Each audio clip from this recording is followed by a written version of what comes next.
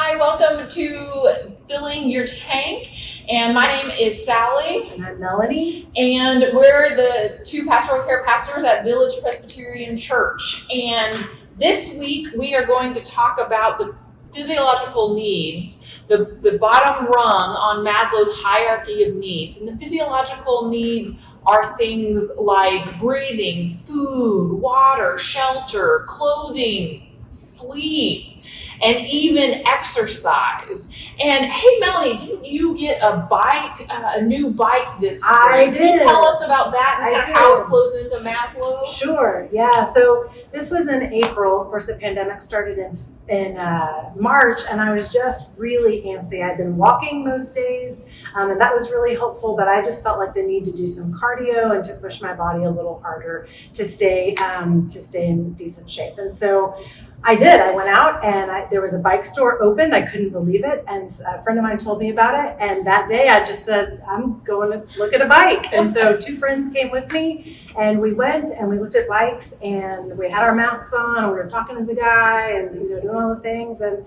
on the spot, I just found the bike that I wanted. It's a perfect bike. I hope I have it for the rest of my life. And I bought a bike, and actually the two friends that I was with, all three of us bought bikes. So it was a little bit of a splurge of a day for the three of us, but we've been doing a lot of cycling in the last few months. We've been going on 20-mile rides some days. It's been amazing. It's been something that's really kept me going and kept me fit mentally and physically all throughout this. It's been awesome. That's amazing. What a story to just go out and do what you need to do to care for yourself physically, but also to help us deal with these times mentally. So Melanie, what other kind of physiological needs are on those as on that bottom rung of Maslow's hierarchy of needs? Yeah, so with exercise and sleep and food and also I would say play. That's not really on there, but thinking about body and physical, it's good to have an outlet for play. We know that's healthy for us even as adults. So play can be lots of different things. It can be playing a game, at a tennis court, or it can be playing a card game, or maybe it's a Sudoku puzzle that you're doing,